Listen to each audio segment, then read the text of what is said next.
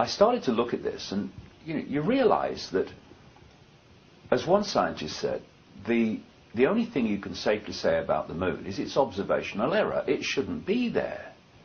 As someone, another scientist said, that with the Earth's magnetic field and the size of the Earth may well not have a satellite. And if it did have a satellite, it would be very, very small. One postulated maybe 30 miles around. This one's 2,160 miles around. In fact, it's bigger than Pluto. And some scientists don't see the Earth-Moon association so much as a dual planet association. Mm-hmm. It's massive. It shouldn't be there. And then you start to look at it, and of course 2 Russian scientists from the Soviet Academy of Sciences in the 70s wrote a very detailed article for a magazine, called Sputnik magazine, saying that the moon was actually a gigantic spacecraft, hollowed out spacecraft. I feel, it could be constructed from scratch, if you like, or it could be a hollowed out planetoid, because this is a really important area of perception. If you want to put people in a box in terms of their sense of possibility, then suppress the information that can give them a sense of possibility outside of the limits you want them to have. And if you do that, then when something comes along, or someone like me comes along and says this is happening well outside the box, people in the box who've taken on this limitation of possibility go, that's impossible, that's ridiculous. No, it's impossible for humans to do it. It ain't impossible to do. And so we need to open our minds to the fact that, funny enough, sits back in amazement, humanity at this time is not at the cutting edge of possibility. I mean, please. You think? Have you seen George Bush? Anyway, this has been done by an incredibly advanced, technologically, not necessarily spiritually, probably not, race of whatever. And I've started to see the modus operandi. And in many ways, it's very much symbolized by the Death Star in the Star Wars movies. Star Wars movies, of course, produced by George Lucas, massive insider. Because of the effect these moons of that size have on a planet like the Earth. When you move the moon close to the Earth, it starts to affect its speed of spin, and it starts to make it go at an angle, which is what the Earth does. We have seasons because of that angle, which makes the Earth, in its relationship with the Sun, have this period of years with different seasons.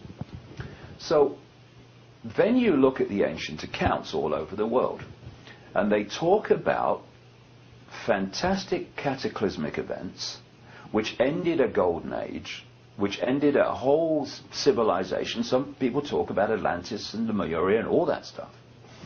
And there are many clear, constant checklist items on that cataclysm description.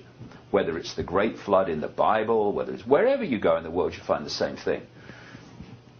1, massive earthquakes, great volcanic eruptions, a tidal wave, massive tidal wave, and the Earth turned over. If you move the moon in, say it's coming into where it is for the first time, it totally changes the Earth. It moves it on an angle, the Earth turned over. The pressure of all that stuff would create tremendous geological impacts.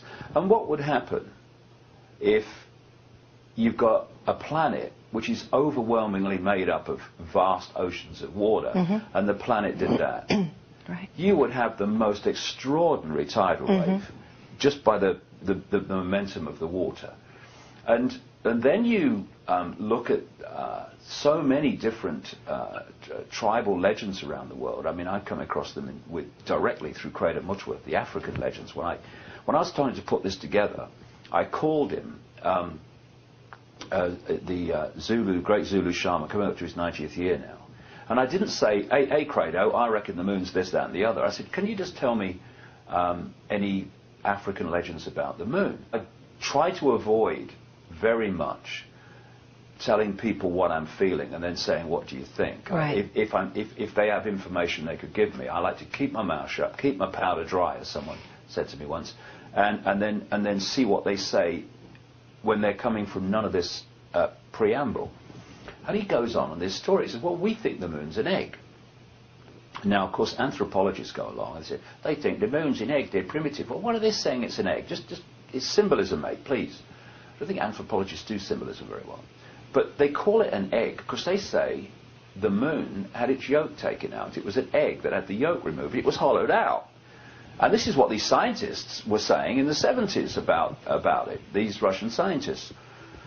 And he said that the legends say that the moon was created far, far away, that it was hollowed out and dragons come into it. It was stolen from the great fire dragon and was rolled across the heavens to the earth. And when it arrived here, it caused great cataclysms, which is what it would do, as we've discussed. And the story is that there were two reptilian creatures, or reptilian entities, better word, I don't like creatures, called Wawani and Umpanku. And they were known as, they were brothers, and they were known as like fish gods. And they had scaly skin like a fish, quote from the legend. Now, immediately he's telling me this, I'm thinking Sumer, I'm thinking Sumerian tablets, I'm thinking the Anunnaki, and the two brothers that were leaders of the Anunnaki, according to the Sumerian tablets, Enlil and Enki. And of course, Enki, for one, was very much associated with water. He had another name which was related to his association with water. And so basically I'm looking at the same story using different names. And the modus operandi, it seems to me, is they move these moons in. When they do so, it wipes the slate of the civilization that's there before.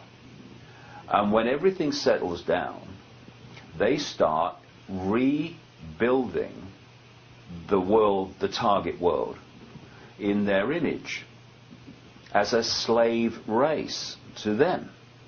Now, again, we're talking numbers here. The number of people on Earth is enormous compared with the non-human entities that are manipulating through these human hybrid bloodlines that we talked about before. And therefore, these entities have to keep from the target population the fact that what they're doing. It's all, again and again, ancient and modern, I come across this theme. They are terrified of the game being exposed.